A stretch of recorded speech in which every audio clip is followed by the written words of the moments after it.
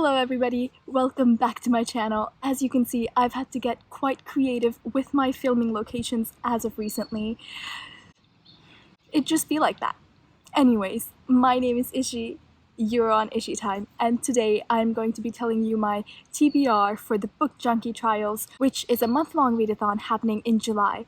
This is my second ever readathon I am doing in my entire life, and I'm very, very excited about it. This readathon was created by Rachel Marie, and I will link her video down below where she explains everything about the readathon. I will give you guys a really brief explanation about how this readathon works, but if you really want to understand it to its core, just go down to her video. She explains everything really well. But basically there are 4 teams total: the Bards, the Outlaws, the Magi, and the Scribe. You can take a personality test to be sorted into one of these teams, or you can just pick one depending on the prompts you like better. Each of these groups are led by one co-host. I am a Scribe, which is a team led by Sophie from Sophiesticated Books, and I will also leave her video down below. Each team has a strength and a weakness. For Scribes, because Scribes are the people who record history, they kind of have the power to switch the narrative a bit. So the strength that the Scribes have is that they will be able to change up their TBR after they've already declared it. The other teams would not be able to do this if they want to play by the rules. Once you have a certain declared TBR, you have to stick with it throughout the readathon, but the Scribes have the power to change it. One weakness for the Scribes is that the job they do requires a really long time, so one of the books we have to read has to take a really long time, and that means that we have to read one book that is 500 pages or longer. Also, the prompts follow a map, so you have to read by the order of the prompts. You can't jump around. Anyways, the first prompt is Dwarf Mount. The dwarf mines, grimy and dusty, don't evoke a very romantic feeling. Read a book with a hint of romance to get you in the mood. For this prompt, I have chosen We Contain Multitudes by Sarah Henstra. This is a pretty new release. It came out in May, and I am super excited to read this book. It is about 2 boys, Jonathan and Adam, and they had been partnered up to be like pen pals for an English project, and basically they become friends and fall in love. This book is described as Aristotle and Dante discover the secrets of the universe meets I'll Give You the Sun, and those 2 are pretty popular books out there on like BookTube and BookTwitter. I personally have not read these 2 books, but I've heard great things about them, so I'm really excited to read this book. Prompt 2. Apothecary Towers, where wizards dwell, tricksters. They have blindfolded you and have randomized your books. Choose a book at random from your bookshelf. For this, I have chosen to read Viper by Bex Hogan. This is about a girl named Marianne. She's 17 years old, and she's fated one day to become the Viper, the protector of the 12 Isles. But the current reigning Viper stands in her way. He's dangerous, evil, and corrupt, and he's also her father. Dun dun dun. But can she fight for the islands if it means losing her family, her home, and the boy she loves? We will see. Prompt 3 is The Great Library.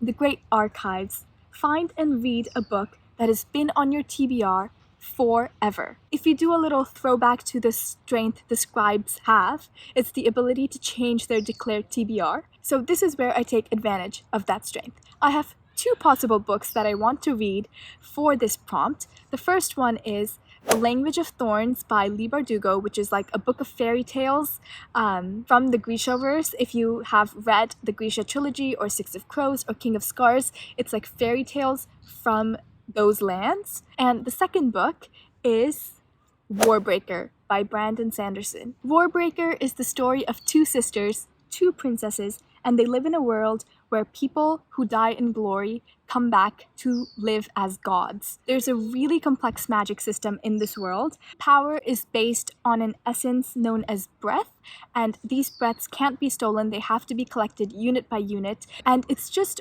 an overall really like a high fantasy, full of details type of novel. It's by Brandon Sanderson, and everyone knows the reputation he has going on in the reader world.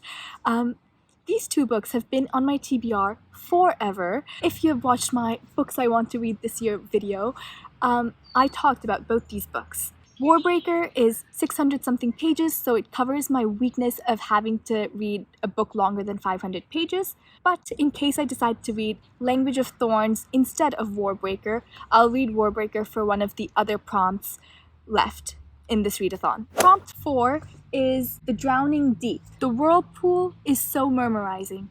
Read a book with rich world building that will suck you into its own world instead. If I end up reading Language of Thorns for the previous prompt, then I will read Warbreaker for this prompt instead, because Brandon Sanderson has amazing world building, is what I've always heard, and his books are like, they're up there in the world building. He's the master of world building, is what I've heard in the book community. So that is why if I end up reading Language of Thorns, I will read Warbreaker for this prompt. But if I end up reading Warbreaker for the Great Library prompt, I will read Aurora Rising by Amy Kaufman and Jay Kristoff for this prompt.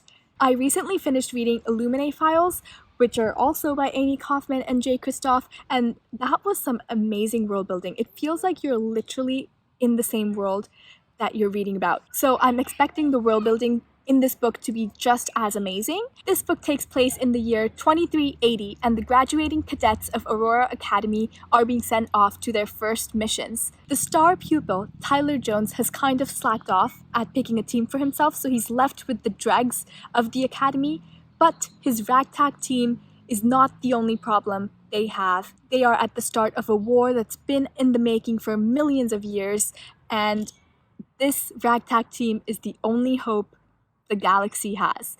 I am really excited to read this book. These are some amazing authors, and I had a great time reading their previous series, so I'm expecting to have just as great a time reading this one. Our last prompt is The Bookie Grail. Here you find a lost manuscript delivered on this forgotten island by a falling star. Read the group book. The group book is Starfall by Neil Gaiman. It is about a guy named Tristan Thorne who promises the love of his life that he will go get a fallen star for her.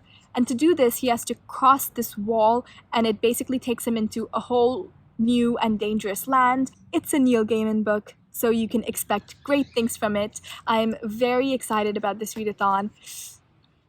Let's go. Anyways, those are the 5 prompts that you have to finish if you are a scribe. If you want to go above and beyond, you can finish all the prompts for all the teams. There are 17 total. If you manage to finish all 17 of these prompts in July, then you will have a huge advantage going into the next Book Junkie Trials next July. That is all for this video. If you liked it, please give me a thumbs up and subscribe to my channel. My name is Ishi. Thanks for spending time with me, and I hope your day is as wonderful as you are.